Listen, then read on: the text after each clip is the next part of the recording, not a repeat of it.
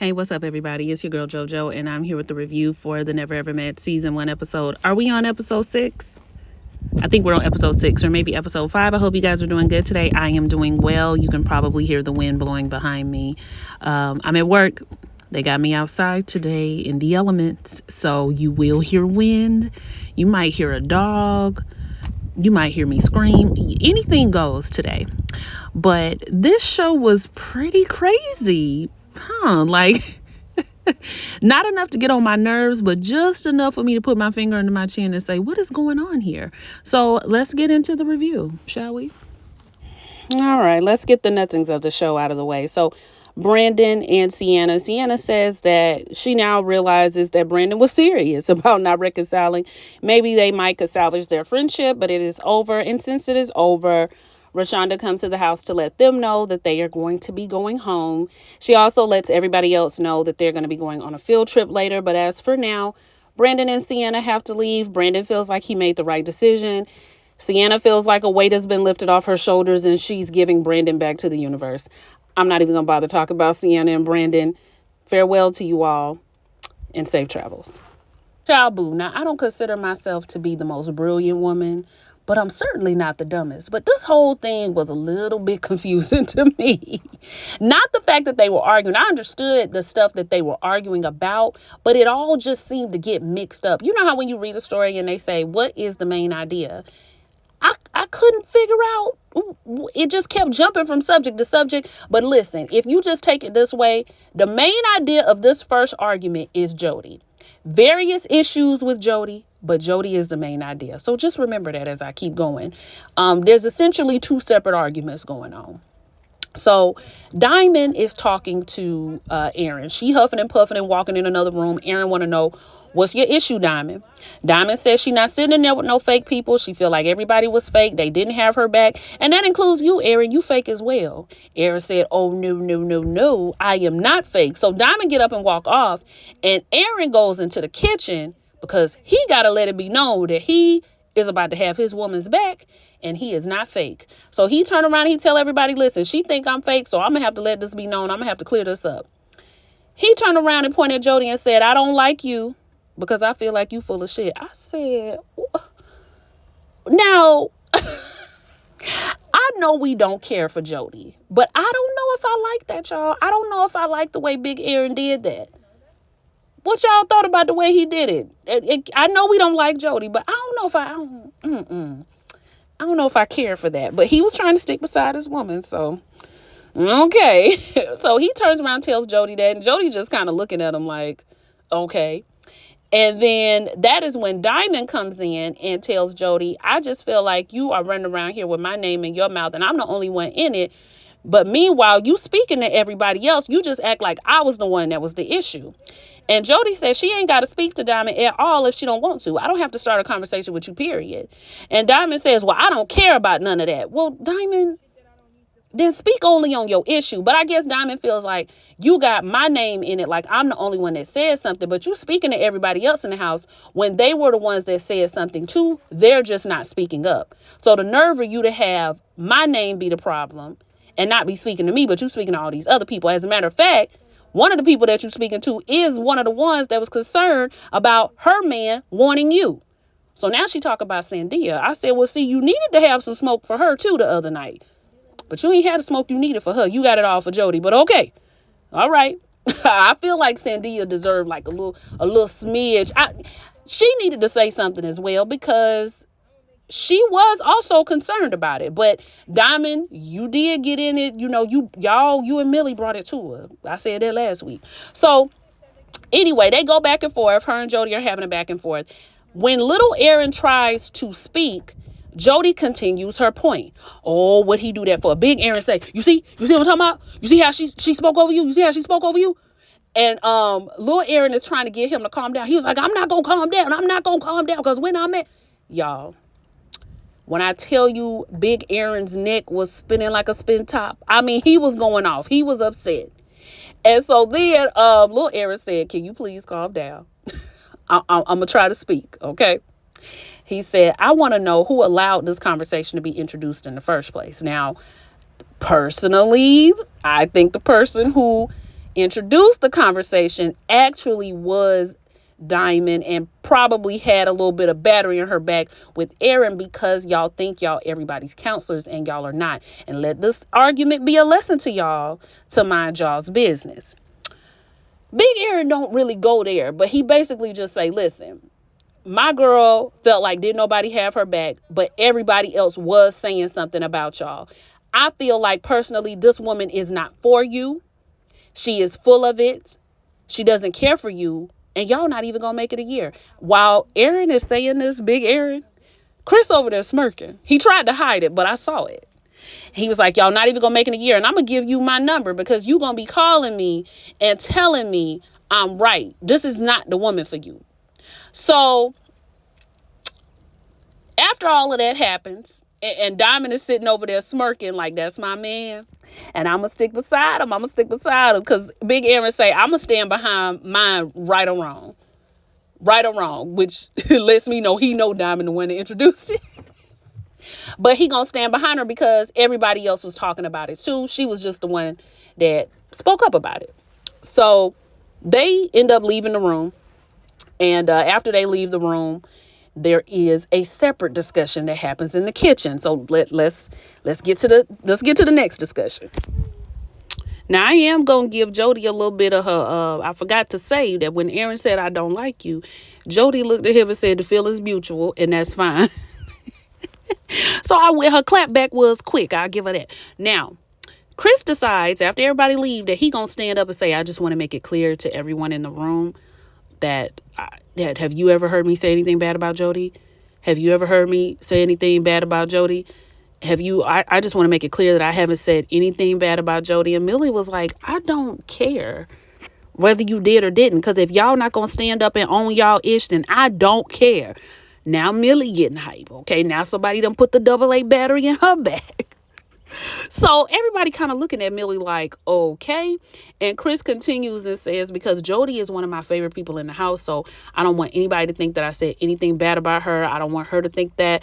And that's when Millie is just like, but is this woman your favorite person in the house? The woman that you came here with, is she your favorite person in the house? We haven't heard you say anything good about your person that you came with. We haven't heard you, Jodie, say anything good about the person that you came with. And so I think that actually was a very good point that Millie made.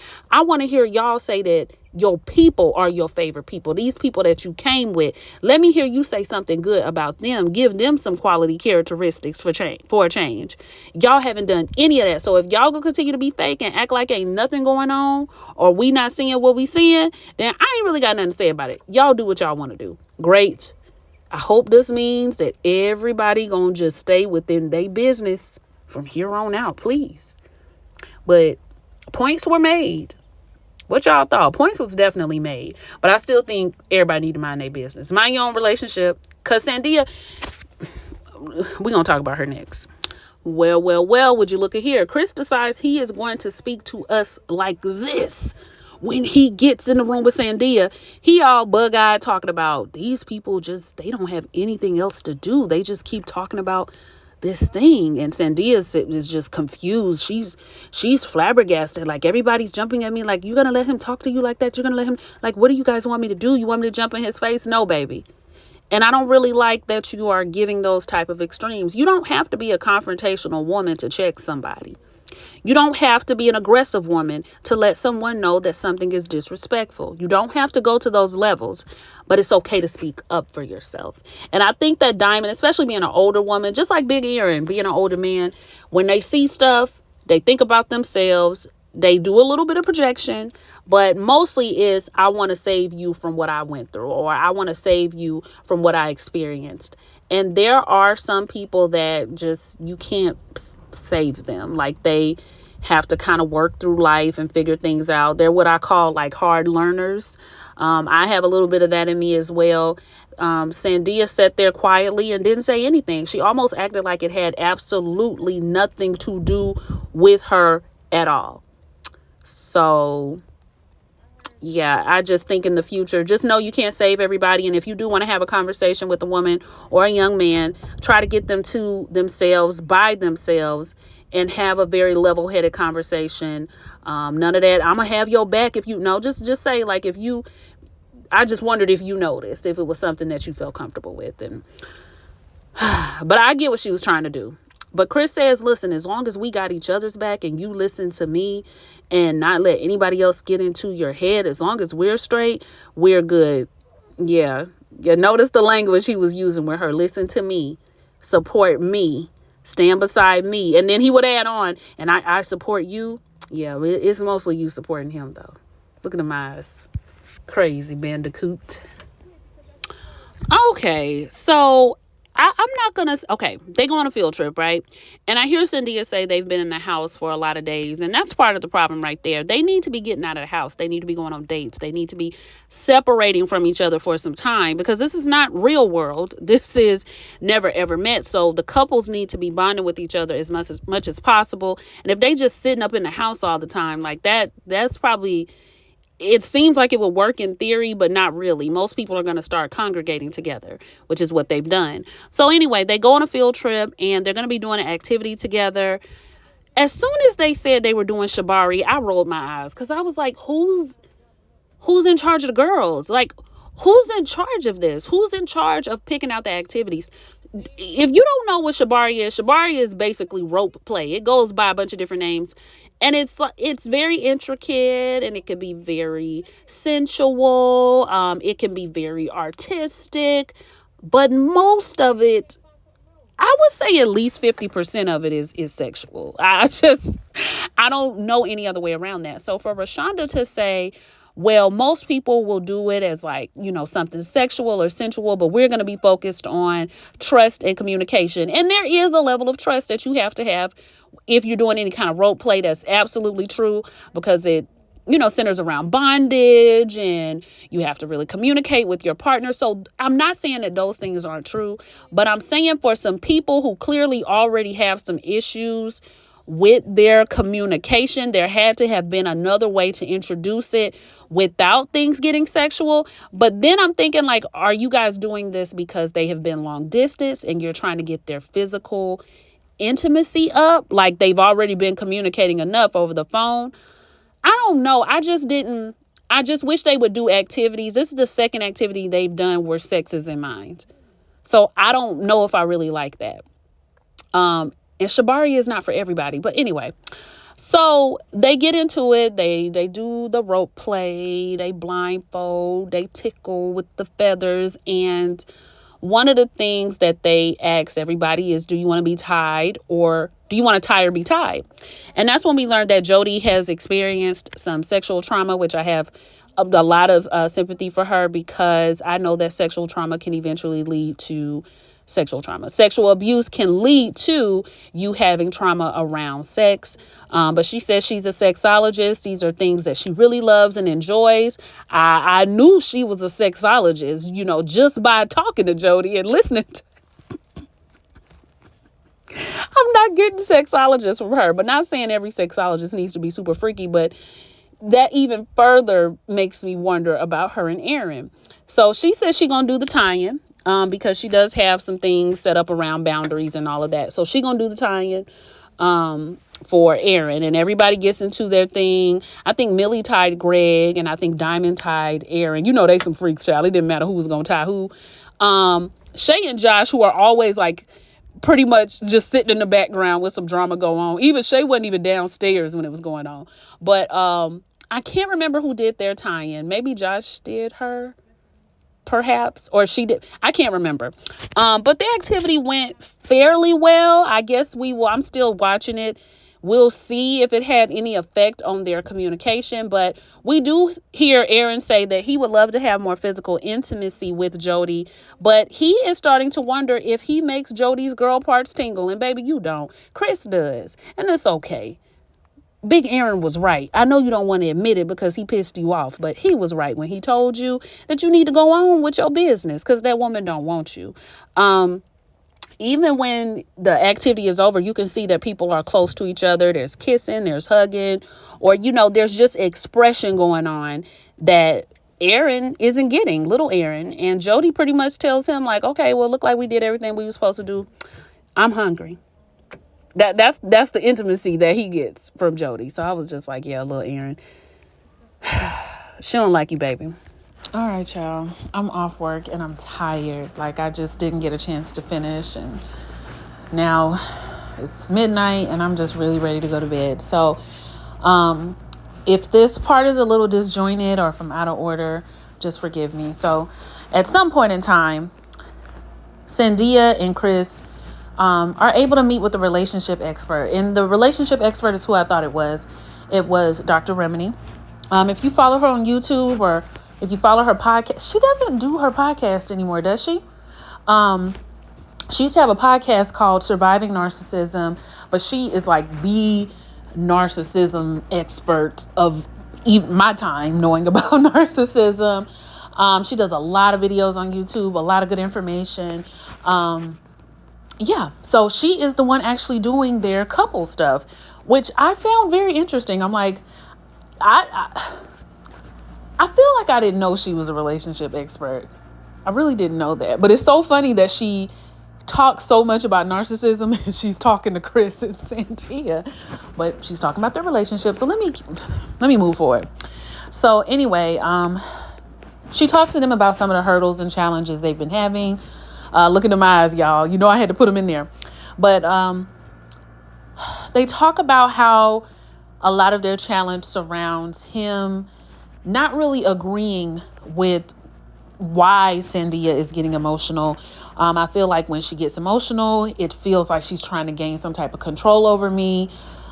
She's accusing me of things I'm not doing, which makes me feel attacked. Sandia talks about how she feels like she can't bring up certain things because Chris gets irritated. He shuts down and he feels like they don't need to talk about her feelings. She also wears her feelings on her face, to which the doctor tells her that's not a bad thing because you're expressing yourself. And so one of the solutions that she gives them is empathy. Practice more empathy towards her, even though what she is experiencing with you, even if you don't feel it to be true, be that safe space for her to land. And then at that point, you can say to her, I don't necessarily agree with what you're saying. That's not necessarily what's happening, but I want you to be able to express yourself to me. So Chris understands, at least in front of the doctor, that he does need to work on his empathy. And he says that's something that he can do because he's not always good at that. Like, emotions are just a lot for him. Sandia talks about also how he was hurt in a past relationship, and she tries to be understanding of that, but she shouldn't have to pay for another person's mistakes, and we should just forget the past and move on. To which Dr. Remini corrected her and said, I'm going to disagree with you. And I'm going to suggest that you also practice empathy with him, which was good advice. Really good advice. I think sometimes we don't think about that, especially when somebody's been hurt in the past. We just want them to move on from it. She says that trust may be something he has difficulty with, and he may have built up a wall around himself. She may have to be a little bit more patient than someone else would for that trust to begin to happen. So just like he practiced empathy around your feelings, practice empathy around his trust issues. So she did give them some excellent advice. I really wanted them to talk more about their compatibility because I don't know if you guys have noticed, I'm sure you have. Every time someone asks what they have in common, the two of them always say, we're both Haitian and we have the same morals and values.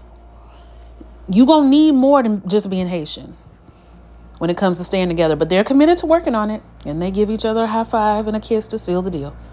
So let's move on. I actually think this part of the show happened before Sandia and Chris had a conversation, but whatever. Jodie and Sandia are outside and they're talking about the situation, but loosely. Jodie says she's not trying to get it together. Jodie says she's not here to impress anybody. And Sandia says she just really doesn't do the drama. Jodie says that she just doesn't feel like you have to be all over somebody. So she kind of switched the subject to talking about Aaron and how people are feeling about her and Aaron and how people think that she doesn't like Aaron.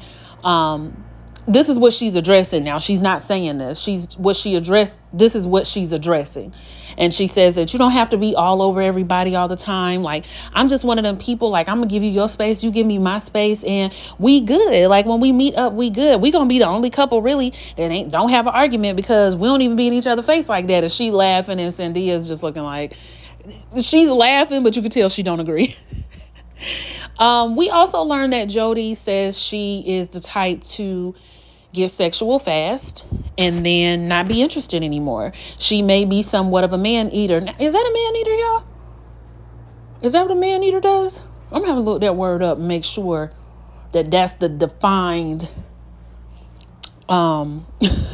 example of a man eater. But that's what she does, and she wants to make sure she doesn't do that with Aaron. I'm still not buying it. I am still not buying it. And Sandia's not buying it either, but Sandia ain't gonna say nothing.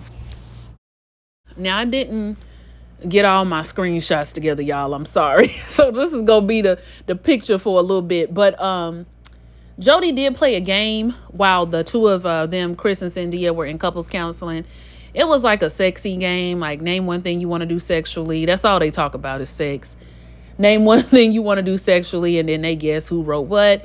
And we see that little Aaron really does have a lot on his mind when it comes to this whole physical thing with him and Jodie. So while Jodie thinking they good, being separate and apart, and Aaron don't mind, Aaron really is thinking a lot about this. He was wondering how he can stop overthinking wanting to be physical with her and wanting to, because he says sometimes he gets intimidated by her being a sexologist. So he's like overthinking ways he can be physical. I don't know if he's trying to do something new or what.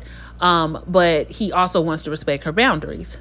So let's move into the part of the show I know y'all ready for. I know this is what y'all really want to talk about. And that's Big Aaron and Irene. Who is Irene? That's Diamond's sister.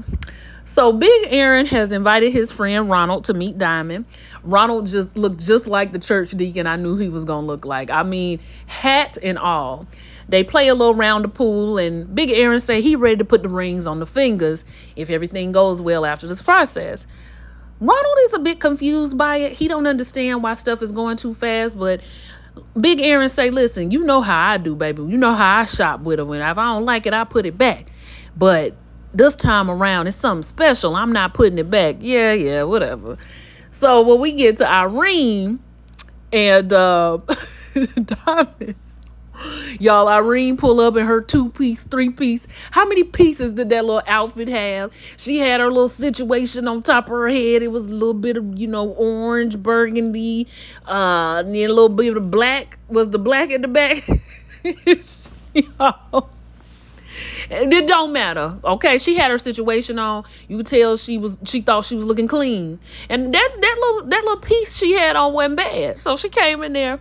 She is completely unimpressed already. Now, I wanted to know, was Irene trying to get something started? Because she was talking at the top of her lungs the entire time she was talking to. She was talking like this the whole time she was talking to Diamond. And she wasn't even mad yet.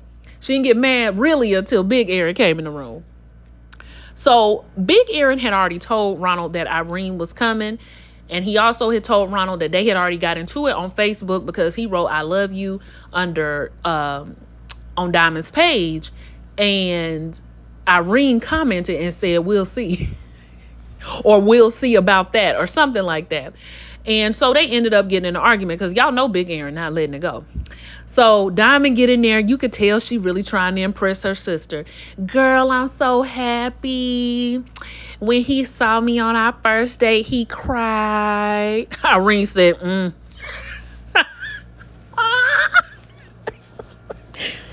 Diamond keep going. Well, I know y'all did have that little situation on Facebook, and I know you knew about him proposing to the other woman. She, and I don't think he the one for you. He is not the one for you. That is when Diamond proceeds to tell the story that he did propose to that other woman, but when that other woman said that she would have to think about it and let him know, that's when he knew she wasn't the one. Diamond, it's the people. And the people say the only reason he said that is because she didn't choose him. Because she didn't say yes right then and he didn't want to have the egg on his face, he made it seem like he made the decision to drop her. But it sounded like she already wasn't sure about him. And now it sounds like he picked you because he didn't get her. Now, I ain't saying that's the facts. But I'm saying it don't look too good for you, Diamond. And I don't know why you thought telling that story to three-piece suit wearing Irene was going to impress her. Irene said, sound like he don't know what he wanted. He not the right one for you. I don't like him. What he bringing to the table other than dick? I said, now listen here, Irene. Your ass is out of order. But I like it. I like it. Because when she said other than dick, I mean, she said it with the hard D and the hard K. What is he bringing to the table? I said, Irene, what you know about it, girl? What you know about it? You ain't got no podcast microphone in your house. What is he bringing to the table? And so Diamond was just like, he brings a lot to the table. What is the A and what is the lot? We want to know, Diamond. Irene is going off, y'all. I can't even remember everything that she was saying, but I know she don't like Aaron. She didn't appreciate him going off on her on Facebook. She don't care if it was in the past. She told Diamond, like, you can be happy all you want, but that don't mean I got to like him. Remind me of something my great grandma, God rest her soul. I love that woman. She used to always say, if you can marry him, I can tolerate him, which basically means if you can deal with him over there and be married to him, the least I can do for you is tolerate him. And that's something I use all the time. If you can marry him, I can tolerate him. So Big Aaron can't help but to hear, because I told y'all Irene was talking at the top of her voice the whole time that they talking about him. Irene is. And so he come in there and he was just like, what's up? What's the problem? And she was just like, oh, my sister's here. Big Aaron introduced Ronald to Diamond and they give each other a hug. And then Irene stand up. She snatched her situation around her shoulders. And she said, Aaron, this is my sister Irene. Irene nodded her head like, good day, sir. Now, I don't remember exactly how the Facebook got brought back up, but it got brought back up. And next thing you know, them two was at it. Irene was just like, well, I don't like the way you did her, and I don't appreciate it. So that's why I said, we'll see. We'll see. You got to show and see. We got to see how you going to. But Aaron said, well, basically, we ain't getting along because you dipped somewhere you wasn't supposed to dip. She said, no, I dipped exactly where I needed to dip. I dipped around there where my sister was at. I dipped where my sister was at. So they start getting into it. Now, I can't even tell you what all was said, but I know it was ugly. And when I say ugly, I mean ugly. Aaron got to calling her. It happened so fast. So, Irene ain't no punk. So she get up and she started defending herself. Aaron is calling her ugly MFer, you ugly, black. He just going off calling her all kind of stuff. And she just like, your mammy. Your ugly ass frog, your mammy, your pappy, and your raggedy children too. Irene, you ain't have to bring up his churn. Now look, y'all know I'm from the South. When people start saying your mammy and your pappy, they really don't like you.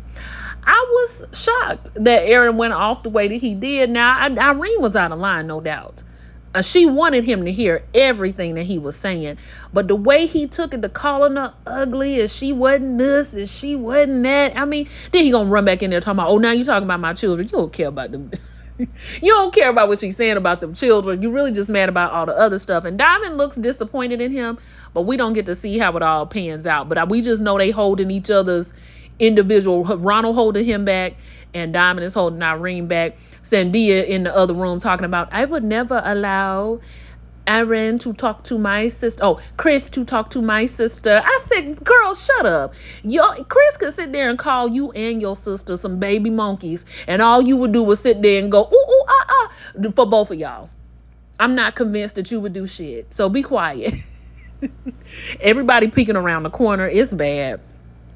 It is bad. But I still think Diamond gonna stick beside him. This ain't gonna stop them from doing what they do. But I just wanted to point out, notice how he got so mad that Irene called him out and said she didn't like him for her sister.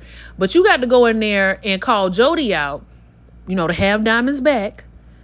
Just like she trying to have her sister's back. You got to go in there and call Jodie out and then proceed to tell little Aaron that he needed to find a better woman. It's very interesting, baby. You was dishing it early this morning. But when it's your turn to take it, because she don't think you worthy of her sister, you ain't like that, huh? You ain't appreciate that. Irene told her, y'all, it's not my fault you don't know your value. She was like, I do know my worth. I do know my value. Tell him something, Irene. But yeah, Irene was out of line. Irene was out of line. And so was Aaron, in my opinion. But y'all let me know what you think. Like, comment, and subscribe. I'm going to bed, y'all. Good night.